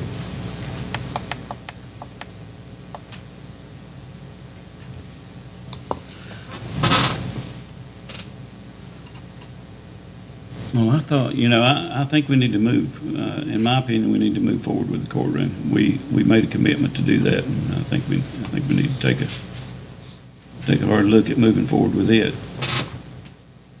What's the figures on it? Courtroom 3. Page 28.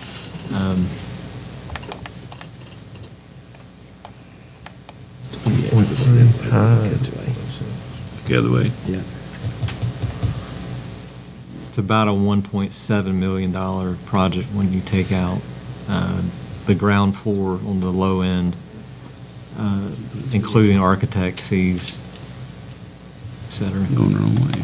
Now, you want to like 28.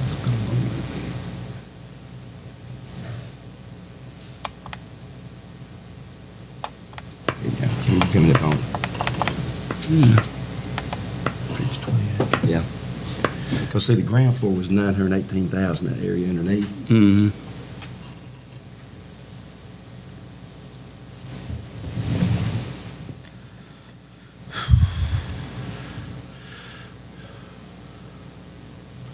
The total on all of that was somewhere would be between 24, or 2,419,000, 3 million.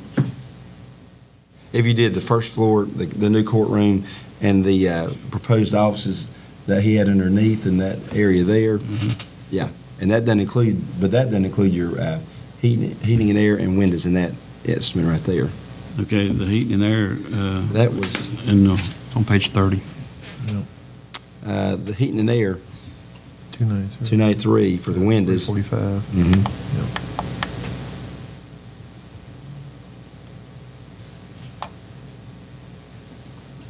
And then heating and air was 600,000 with low end. And those have to pretty much go together because of the nature of it. Yeah.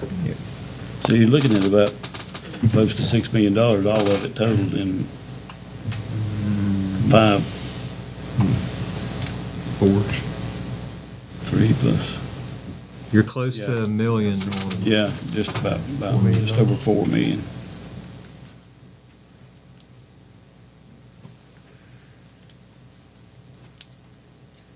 I personally think we need to, I think we personally need to go ahead and do it all myself. I think if we could take 3 out of the fund balance and borrow the rest. 3 million? Oh, Staff wouldn't recommend that. You don't think so? I'd feel more comfortable at 1 million coming out and financing the rest. your auditor would tell. That'll Well, drop our do it that way. percentage by a third.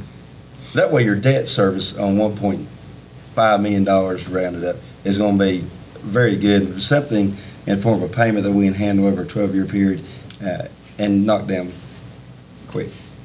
If I may, if you authorize moving forward ahead of everything else, we need to talk to the architect, obviously, but on the heating, air, and windows, you get that going, we could start that right away. It's going to take time on the financing, that's a 90-day process. Oh, we're no rush. I mean, Right, but just to, so we've got some time to work out those details. All right. I think that solution works better, Tony, with that, doing, what'd you say, the 1 million and finance the 1 point, is that what you said, take the 1 million now? Because I would like to see the windows and the air. I mean, that's always a complaint up there. I mean, it's as much a complaint as building the third courtroom. Yeah, some of the windows To me, won't that's shut. more important now. Rattles.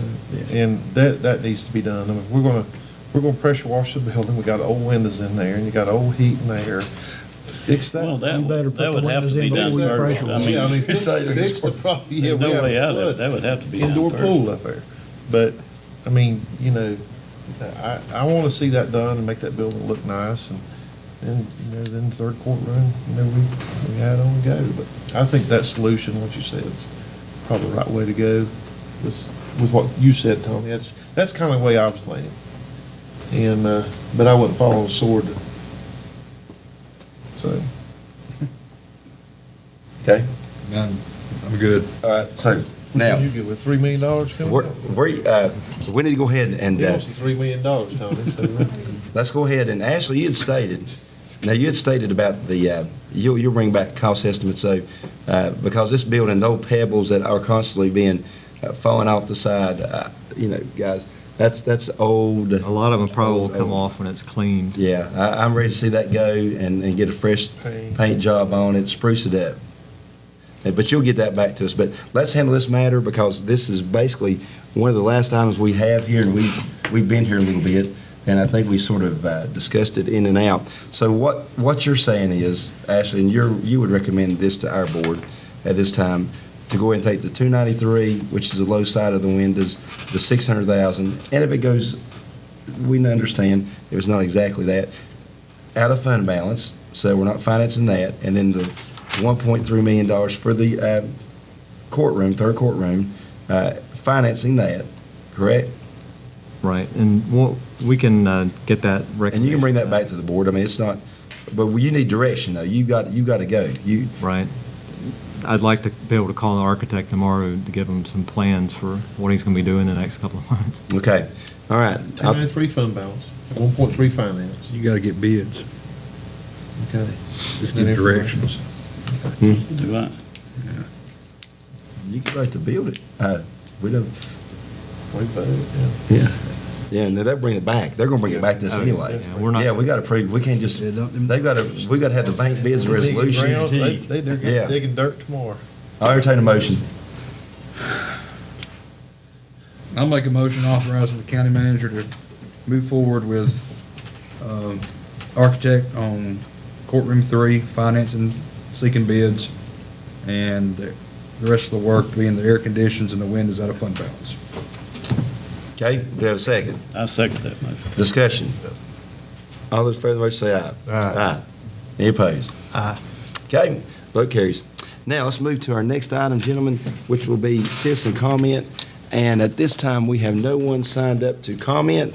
So let's move to reports, communications. Is there anyone who wishes to inform the board of a certain event coming up, i.e. the fire commission? We know about that one. Thursday at 6:30 at the backup 911 center, correct? That's right. Okay, anybody else have anything else? We'd ask, if nothing else, that you adjourn to that meeting. Okay, I'll entertain a motion. Motion adjourned Thursday, the 11th, 6:30 at the backup 911 center. Okay, do we have a second? Second. Discussion? All those in favor of the motion say aye. Aye. All right, we are adjourned to that day.